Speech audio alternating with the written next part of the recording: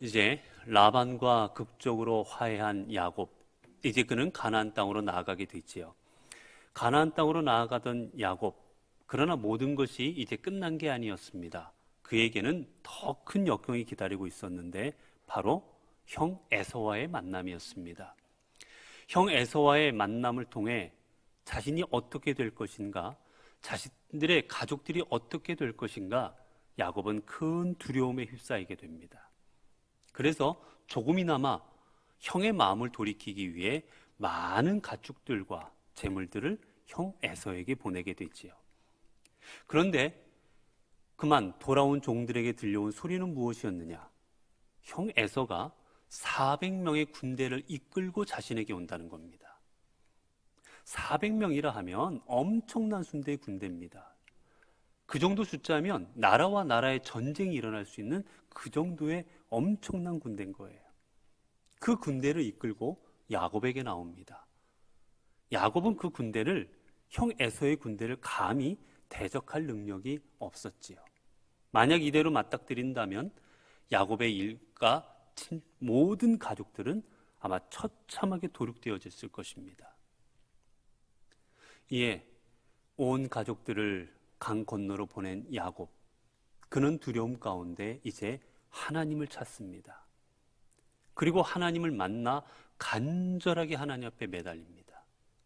하나님께서 아무리 떼어놓으려 해도 도저히 떼어놓을 수 없을 정도로 하나님 앞에 간절히 매달리죠.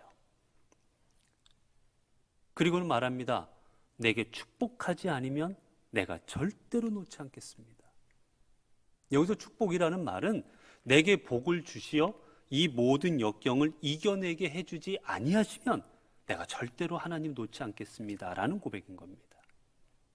이에 하나님께서는 28절에 답을 주십니다.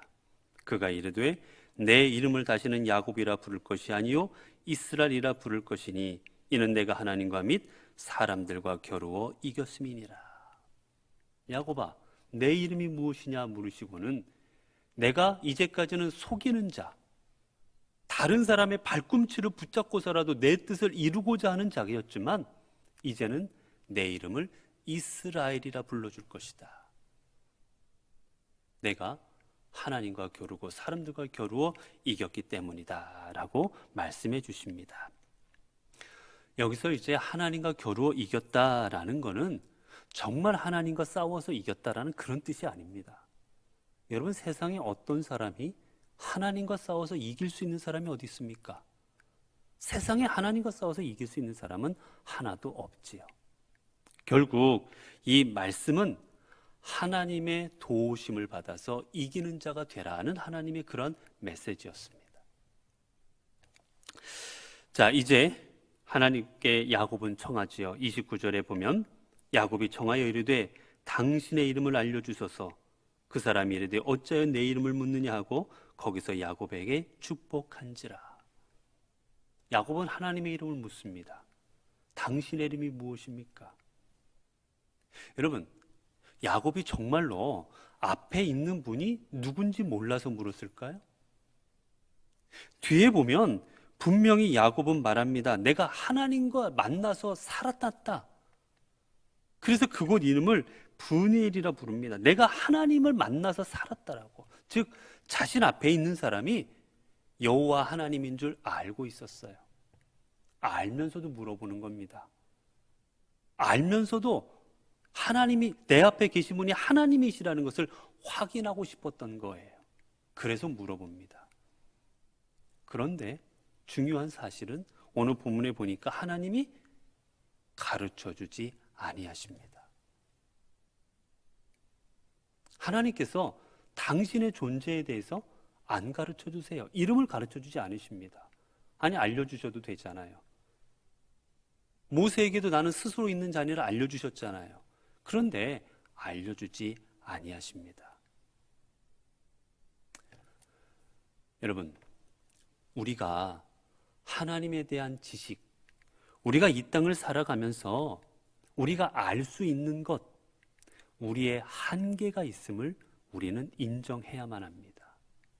하나님께서 우리에게 알려주시는 것, 우리에게 깨닫게 해주시는 것, 우리가 이해하게 해주시는 것에는 한계가 있습니다. 우리가 알고 싶다고 해서, 우리가 이해하고 싶다고 해서, 내가 어떤 것을 받아들이고 싶다고 해서 다 알 수 있고 이해할 수 있는 게 아니라는 거예요. 언제나 하나님과 우리 사이에는 한계점이라는 게 있습니다. 그래서 여러분, 칼빈이 이렇게 말했습니다. 우리는 성경이 가는 곳까지 가고 성경이 멈추는 곳에서 멈추어야 한다. 성경을 통해서 알 수 있는 데까지만 알고, 성경을 통해서 모르겠는 거는 거기까지는 모르겠는 거예요. 더 이상은 우리가 알 수 있는 게 아닙니다. 여러분, 창세 이전에 어떤 일이 있었는지 아십니까? 창세 이전에. 제가 신학교 다닐 때 어떤 그 질문들이 나오니까 교수님이 그런 이야기를 들려주셨어요. 이런저런 답할 수 없는 질문들이 많잖아요. 쉽게 말하면 창세 이전에 하나님께서는 무엇을 하고 계셨습니까? 창세 이후야 인간들하고의 관계 속에서 많은 일들이 이루어졌는데, 아니 창세 이전에는 아무것도 없었는데 하나님께서는 뭐 하고 계셨지요? 그 수많은 세월을 모르시니까 교수님이 그렇게 대답하시더라고요. 너 같은 놈 두들겨 패려고 몽둥이 깎고 계셨다고. 그러니까 우리가 알 수 있는 것까지만 알 수 있는 거지, 여러분 그 이상은 우리도 모르는 거예요. 알려고 해도 내 지식으로는 한계입니다. 이에 인정할 줄 알아야 되는 거지요. 야곱에게도 가르쳐주지 아니하십니다. 자, 그 다음에요, 이제 야곱이 그래서 스스로 이야기하죠. 그러므로 야곱이 그곳 이름을 브니엘이라 하였으니 그가 이르기를 내가 하나님과 대면하여 보았으나 내 생명이 보존되었다 함이더라. 그곳 이름을 브니엘이라 합니다. 이름의 뜻은 내가 하나님을 만났지만 죽지 않고 살아있다. 사람은 죄된 존재이기에 죄가 없으신 거룩하신 하나님을 만나게 되면 인간은 죽게 되어 있습니다. 하나님의 거룩하심을 감당할 수가 없거든요. 그러나 야곱은 내가 그 거룩하신 하나님을 만났음에도 불구하고 죽지 않고 살았다. 그 감사함의 의미로 그곳 이름을 브니엘이라 부릅니다. 자, 그러자 이제 그 뒤로 어떻게 됩니까? 그가 브니엘을 지날 때 해가 돋았고 그의 허벅다리로 말미암아 절었더라. 그가 그곳을 떠날 때 그의 뒤로 어떻게 되었습니까? 해가 솟아오릅니다. 찬란한 햇빛이 그를 비추고 새로운 하루가 시작이 되는 겁니다. 여러분, 이제부터 야곱의 인생은 새로운 인생이 되었습니다. 왜냐? 지금까지는 어떻게 하면 내 것을 취할까? 어떻게 하면 더 많이 얻을까? 속이더라도 무슨 짓을 하더라도 내 것을 취하는 삶으로 야곱은 살아왔어요. 그러나 하나님께서 이제 그러한 인생이 아닌 하나님의 도우심으로 인하여 살아가라는 의미로 그에게 이스라엘이라는 이름을 주시고 새 삶을 살아가게 하여 주십니다. 그는 이제 새로운 인생을 출발하고 있는 거예요. 이 새 출발하는 그의 뒤로 찬란한 햇빛이 떠오르는 겁니다. 분명 야곱은 떠오른 해를 보면서 감격의 마음이 벅차올랐을 거예요. 이전까지 살았던 내 인생을 다 내려놓고 새롭게 출발한 자신의 인생을 밝게 비춰주는 저 햇빛을 바라보며 얼마나 감격스러울지 아마 모를 것입니다. 저 떠오른 해는 어제 해가 아니었을 겁니다. 근데 여러분 생각해 보면 저 해는 어제도 떠올랐어요. 그저께도 떠올랐습니다. 그저께도 떠올랐습니다. 똑같이 떠올랐던 해지만 오늘 떠오른 해는 더 새롭게 느껴졌을 거예요.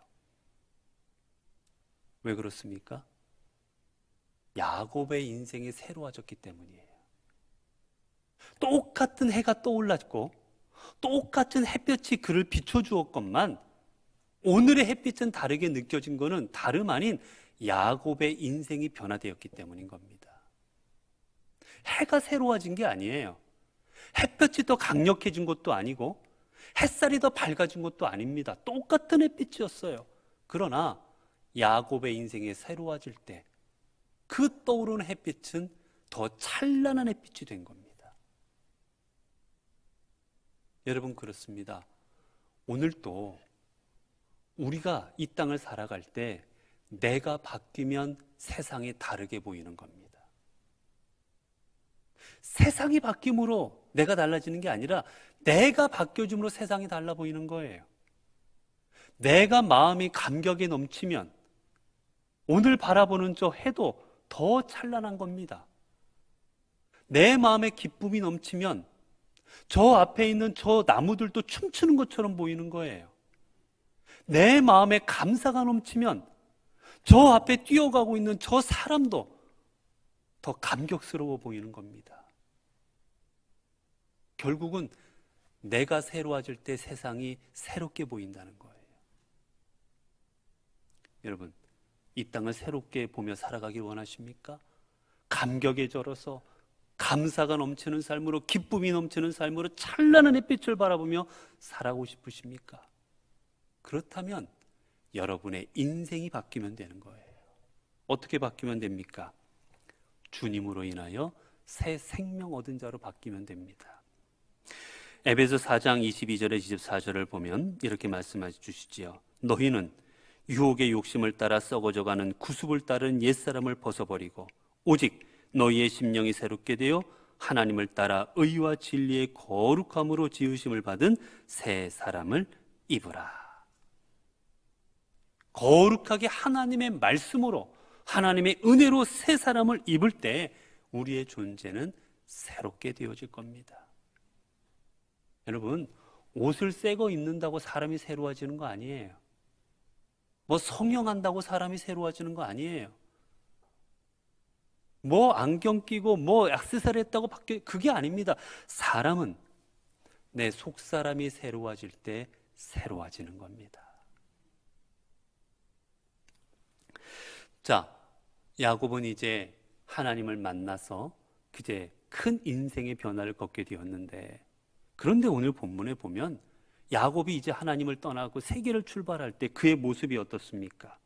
31절 마지막에 보면 그의 허벅다리로 말미암아 절었더라. 그 사람이 야곱의 허벅지 관절에 있는 둔부 힘줄을 쳤으므로 이스라엘 사람들이 지금까지 허벅지 관절에 있는 둔부 힘줄을 먹지 아니하더라. 새롭게 출발하는 야곱, 여러분, 새 출발하는데 야곱을 능력 있고 건강하고 여러분 그런 사람으로 만들어주면 안 되셨겠어요? 아니, 새롭게 출발하는데 야곱을 튼튼하게 만들어주시면 얼마나 좋았겠어요? 건강해서 산이라도 옮길 것 같은 능력의 사람으로 하면은 앞으로 살아가는데 얼마나 도움이 되겠습니까? 그런데 야곱은 새롭게 출발하는 이 중요한 순간에 다리를 절고 있습니다. 왜 그는 다리를 절게 되었을까? 이것 또한 하나님의 은혜요, 하나님의 섭리였습니다. 비록 인간적인 눈으로 보면 그는 하나님으로 인하여 불구가 되었지만, 심판받은 것 같지만 실은 심판으로 보이는 이 장면이 그에게는 은혜가 됩니다. 왜냐하면 하나님의 섭리였거든요. 자, 뒤에 보겠습니다. 어떻게 되는 건지 33절 1절을 보면 야곱이 눈을 들어보니 에서가 400명의 장정을 거느리고 오고 있는지라 그의 자식들을 나누어 레아와 라헬과 두 여종에게 맡기고. 에서가 눈을 들어봤습니다. 그랬더니 야곱이 눈을 들어보니 에서가 400명의 군대를 끌고 오고 있습니다. 야곱의 마음이 어땠을까요? 이전까지 야곱은 두려워 떨었습니다. 벌벌벌벌 떨어서 어떻게 할 줄을 몰랐어요. 그러나 여러분, 여기서 눈을 들어보는 야곱은 예전의 야곱이 아닙니다.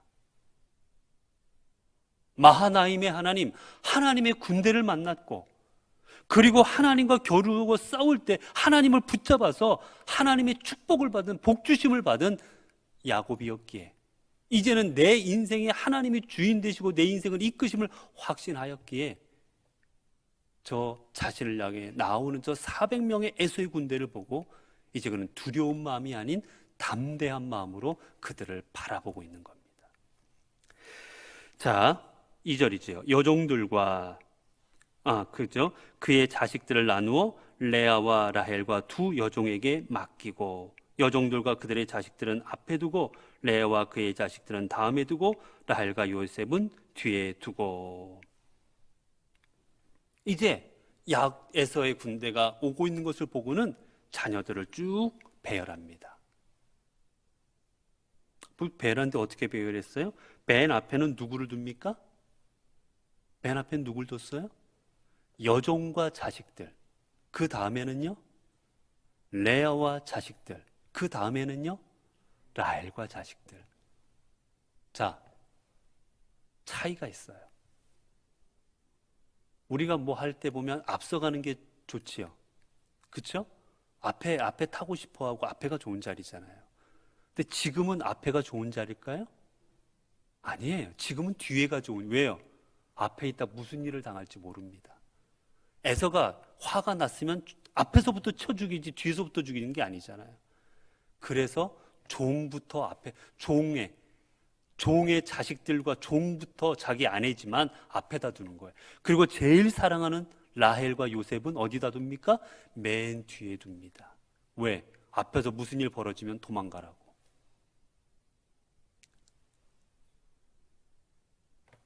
사람이 변해도 안 변하는 부분이 있는 거예요.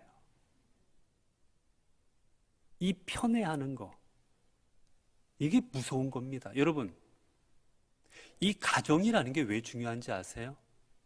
이 편애하는 거를 누구로부터 배웠습니까? 아버지 이삭과 리브가로부터 배웠어요. 이삭은 누구를 더 이뻐했습니까? 에서를 이뻐했어요. 자, 리브가는 누구를 더 이뻐했어요? 야곱을 이뻐했습니다. 부부가 서로 자식의 자식들을 더 이뻐하는 자식이 있었어요. 그거를 경험한 야곱도 똑같습니다. 누구를 더 이뻐합니까? 라헬을 더 이뻐하고 라헬의 자식들을 더 이뻐합니다. 그리고 이 일은 결국은 야곱과 에서에게 비극의 씨앗이 되었듯 요셉과 형제 사이에서도 비극의 씨앗이 됩니다. 부모가 어떻게 하느냐에 따라 자식들은 그대로 배우는 거예요. 자, 그 다음에 이제 밑에입니다. 자, 3절이에요. 예전 같았으면 야곱은 그대로 있었겠지만 바뀝니다. 자, 3절 자기는 그들 앞에서 나아가되 몸을 7번 땅에 굽히며 그의 형 에서에게 가까이 가니.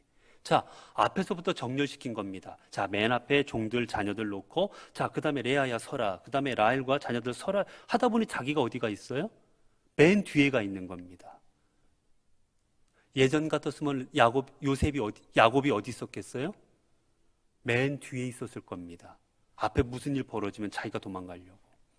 그런데 하나님을 만나서 새롭게 인생을 출발한 야곱, 하나님으로 인해서 내가 보호받고 있다는 사실을 깨닫고 있었던 야곱은 이제 자신이 어디로 나갑니까? 맨 앞으로 갑니다.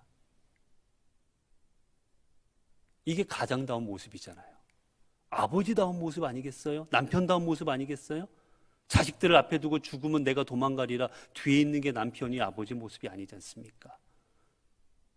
이제 그는 아버지답게 남편답게 죽으면 내가 먼저 죽겠다라는 마음으로 맨 앞으로 나아갑니다.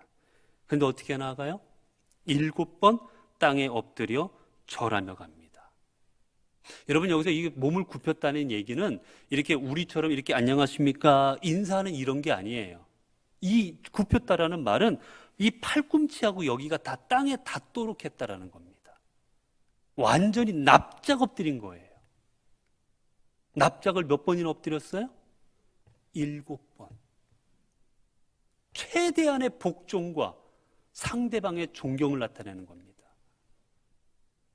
어떻게 보면 치욕스럽기까지 할 정도로 철저하게 당신은 나의 주인이요 내가 존경하는 사람입니다라고 내 자신을 낮추는 거예요. 옛날에 그랬지 않습니까? 우리나라도 병자호란 때 마찬가지였고, 적군에게 항복할 때 왕이 머리를 땅에 들이박을 정도로 땅에 대는 거예요.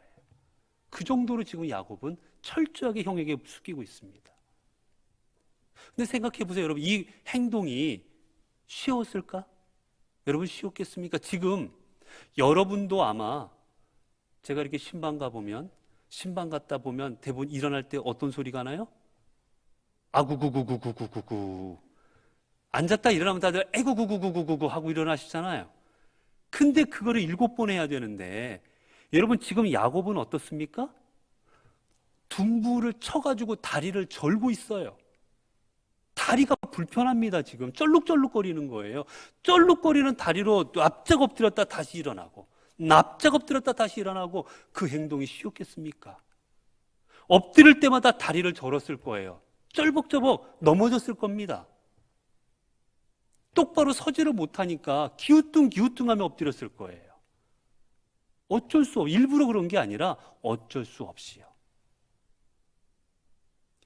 그러나 이게 바로 하나님의 뜻이요 섭리요 은혜였습니다. 자, 그 다음에 어떤 일이 벌어집니까? 그렇게 하니까 에서가 달려와서 그를 맞이하여 안고 목을 어긋맞추어 입맞추고 서로 우니라. 여러분 여기서 동서 보면 안고, 누가 안았어요? 에서가. 그 다음에 목을 어긋맞추고, 누가 목을 어긋맞추고 있어요? 에서가.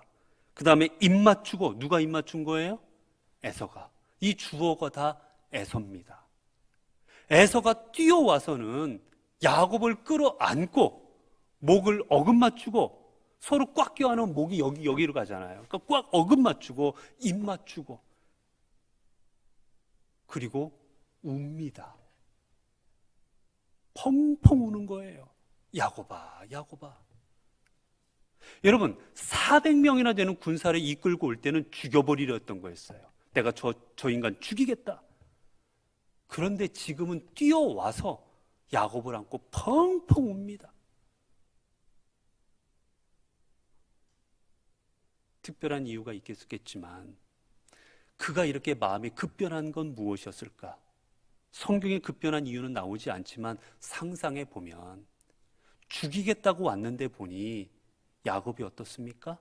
자기한테 절하는데 쩔룩쩔룩거리고, 엎어졌다 일어나는데 똑바로 일어나도 못 나고, 엎어졌다가 눕는데 보니까 또 퍽 쓰러져 버리고, 불구가 된 야곱을 바라보는 에서 마음, 제대로 걷지 못하는 그 동생을 바라볼 때 이제 에서는 형의 마음을 갖게 된 거예요. 이전까지는 원수의 마음으로 죽여버리겠다 했지만 자신의 앞에서 쩔룩쩔룩거리고 절하는 에서의 모습을 보니 마음이 녹아지는 겁니다.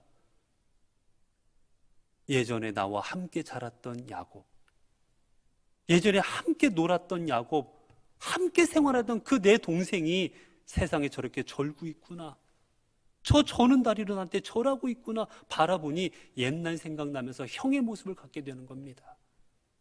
조금만 돌이켜보세요. 만약에 야곱이 삐까번쩍하게 완전히 비단 옷을 입고 건강하게, 그리고 형 잘 있었어 하고 하면 에서 마음이 편했겠습니까? 그래, 너 나 속이고 도망가더니 잘 살고 있었구나, 죽이고 싶지 않았겠어요? 그런데 그 도망갔던 야곱이 쩔룩거리고 완전히 저렇게 제대로 서지도 못하는 모습으로 오는 걸 볼 땐 아이고 야곱아, 네가 어떻게 다 이렇게 되었니, 이 마음을 갖게 되는 게 아니겠습니까? 이 모든 것이 바로 하나님의 섭리였던 거예요. 야곱이 절었던 것, 야곱이 쩔룩쩔룩거렸던 것은 인간적인 눈으로 보면 어떻게 보면 심판 같았지만 사실은 그 과정은 하나님께서 그가 형 에서로부터 용서받기 위해서 이끌어 주셨던 과정이었던 겁니다. 여러분 인생을 사시면서 때로는 내 마음대로 안 될 때 있습니까? 나는 건강하고 싶은데 건강을 잃게 됐고, 나는 무엇인가 많이 갖고 싶은데 갖지 못하고, 나는 저기로 가고 싶은데 저기로 가지 못하고 생각과는 다른 길을 걸어갈 때가 혹시 있으십니까? 그로 인해서 마음이 불편하고 아프실 때가 있으십니까? 그러나 우리에게 주신 이 상황은 비록 지금은 어렵고 힘들지라도 이 상황은 분명 하나님께서 우리를 은혜의 길로 인도해 주시는, 하나님의 복된 길로 인도해 주시는 그 과정이라는 것을 우리는 믿어야 됩니다. 왜냐하면 하나님께서는 사랑하는 자녀에게 가장 좋은 것으로 주시기 때문입니다. 가장 좋은 것으로 주시는 하나님께서 우리에게 건강을 못 주셔서 건강을 안 주시겠어요? 하나님이 재물이 없어서 우리에게 재산을 안 주시겠어요? 하나님께서 지식이 없어서 우리에게 지식을 안 주시겠어요? 다 있으세요. 그럼에도 못 주시는 거는 이만큼 우리가 가지고 나아갈 때 그게 우리에게 은혜가 되고 우리가 복된 길이기 때문인 겁니다. 자, 그 다음이에요. 5절입니다. 에서가 눈을 들어 여인들과 자식들 보고 묻되 너와 함께한 이들이 누구냐? 야곱이 이르되 하나님이 주의 종에게 은혜를 주신 자식들입니다. 야곱아, 함께한 사람들이 누구냐? 하나님께서 내게 주신 자식들입니다. 이 자식을 뭐라고 설명했어요? 하나님께서 은혜로 주신. 여러분, 우리의 자녀들은 하나님께서 우리에게 은혜로 주신 자녀입니다. 여러분, 그래서 말씀하실 때 조심해야 돼요. 뭐 왼수 같은, 저 뭐 있으나 없으나 여러분, 그런 자녀가 아니에요. 어떻게 준 자녀라고요? 은혜로 주신 자녀예요. 이 자녀가 잘났든 못났든 어떻게 생겼든지 간에 이 자녀들은 은혜로 주신 자녀입니다. 그렇기에 그 자녀들을 은혜 가운데 키워야 되고 복음으로 키워야 되고 믿음으로 키워야 되는 거예요. 자, 그 다음에요, 6절이에요. 그때 여종들이 그의 자식들과 더불어 나와 절하고 레아와 자식들도 더불어 나와 절하고 후에 요셉이 라헬과 더불어 나와 절하니, 이제 차례차례 나와서 차례차례 절하는 거예요. 그 다음에 에서가 묻되 이르되 내가 만난 바 이 모든 때는 무슨 까닭이냐? 야곱이 이르되 내 주께 은혜를 입으려 함이니이다. 야곱아, 오다 보니 엄청난 그 때들을 나한테 선물로 주었던데 그게 다 어떻게 된 거야? 묻자 내 주께 은혜를 입으려 합니다. 당신께 은혜를 입고자 내가 선물로 드리는 겁니다 라는 거예요. 그러자 에서가 말합니다. 내 동생아, 내게 있는 것이 족하니 내 소유는 내게 두라. 야곱아, 나 이미 충분히 가졌어. 나 이미 많은 거 가졌어. 이거 없어도 나 살아. 그러니까 괜찮아, 너 가져라고 말하는 거예요. 그러자 야곱이 말하죠. 야곱이 이르되 그렇지 아니하나이다. 내가 형님의 눈앞에서 은혜를 입었사오면 청하건대 내 손에서 예물을 받으소서. 내가 형님의 얼굴을 배운즉 하나님의 얼굴을 뵌 것 같사오며 형님도 나를 기뻐하심이니이다. 형님, 받으세요. 형님으로 인해서 내가 이 은혜를 입었고 형님께서 이 예물을 받아주셔야 내가 또 그에 또 은혜를 받습니다. 여러분, 이 야곱의 이 모습 좀 낯설지 않습니까? 야곱은 지금까지 어떤 인생을 살았어요? 어떻게 하면 더 많이 가질까? 어떻게 하면 더 많이 누릴까를 고민하던 게 야곱이었어요. 그런데 형이 그 많은 양떼를 갖다 주었건만, 그 많은 가축들을 주었고 재산을 주었는데 뭐라고 그럽니까? 괜찮아, 너 가져. 옛날 같았으면 넙죽, 형 필요 없어요? 고맙습니다 하고 가져갔겠죠. 그러나 이제는 아닙니다, 형님 받으세요. 자꾸 주고 있는 겁니다. 그리고 말합니다. 하나님의 얼굴을 뵌 것 같다. 이 말은 형 에서의 모습 속에서 내가 하나님의 은혜의 얼굴을 보는 것 같습니다. 그 말입니다. 하나님이 내게 은혜를 베푸셨고 내 소유도 족하오니 청하건대 내가 형님께 드린 예물을 받으소서 하고 그에게 강권함에 받으니라. 강권에서 받게 합니다. 에서가 이르되 우리가 떠나자. 내가 너와 동행하리라. 에서야, 내가 너 지켜줄게. 내가 400명의 군대를 내 앞서 보내서 혹이라도 누가 너를 치료하면 내가 다 막아줄게. 내가 너 보호해 줄 테니까 가자 말합니다. 야곱이 이르되 내 주도 아시거니와 자식들은 연약하고 내게 있는 양떼와 소가 새끼를 데리고 있은즉 하루만 지나치게 몰면 모든 떼가 죽으리니. 이 가축들을 빨리, 형의 군대는 다 형이 데려온 400명 군인들이에요. 걸음이 빠릅니다. 그러니 우리 양떼가 형 군대 맞추어 가다 보면 다 죽을 겁니다. 청하건대 내 주는 종보다 앞서가소서. 나는 앞에 가는 가축과 자식들의 걸음대로 천천히 인도하여 세일로가 내 주께 나아가리이다. 그러자 에서가 말하지요. 내가 내 종 몇 사람을 내게 머물게 하리라. 야곱이 이르되 어찌하여 그러하리까. 나로 내 주께 은혜를 얻게 하소서. 그래서 에서가 그러면 내가 몇 명만 너에게 붙여줄게. 이들이 너 지켜줄 거야 하자. 아닙니다. 우리는 우리로 축하니 형의 길, 내가 더 형에게 패 끼치기가 싫습니다. 괜찮습니다. 라고 정중하게 거절하는 거지요. 이날에 에서는 세일로 돌아가고 야곱은 숫곳으로 자기를 위하여 집을 짓고 가축을 위하여 우릿간을 지었으므로 그 땅 이름을 숫곳이라 부르더라. 여러분, 여기에서 16절에 에서는 세일로 돌아가고, 우리말로는 돌아갔다 되어 있지만 원문을 보면 어떻게 되어 있느냐? 자기 길을 갔다라고 되어 있어요. 에서는 자기 길을 갔습니다. 하나님의 길을 간 게, 지금까지 지금 야곱은 누구의 길을 가고 있어요? 하나님께서 주신 길을 가고 있습니다. 그럴 때 복을 받았던 거예요. 그러나 에서는 어떤 길을 갑니까? 자기 길을 갑니다. 내 길. 내 길을 걸어갈 때 에서는 이후에 아버지가 죽었을 때 잠시 등장하고 성경에 등장하지를 않습니다. 쓸쓸하게 퇴장하는 거예요. 여러분, 우리는 하나님의 길을 가야 되는 존재들입니다. 내 길을 걸어가는 존재가 아니라 하나님의 길을 걸어가야 됩니다. 하나님의 길을 걸어갈 때 하나님께서 지키시고 보호하시고 우리에게 복을 주실 것이기 때문입니다. 기도하겠습니다. 은혜 주신 하나님 감사합니다.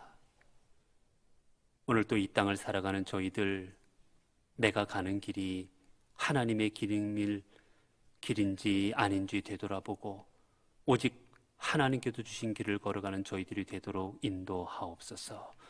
그리하여서 이 길에 비록 어려움도 있고 위험도 있고 여러 가지가 있겠지만 나를 지키시고 보호하심으로 이 길의 마지막에 하나님의 영광이 있음을 깨닫고 하나님께 주신 주의 길을 걸어가는 주님의 성숙한 주님의 자녀들 되게 하옵소서. 우리 주 예수 그리스도 이름으로 기도드리옵나이다. 아멘.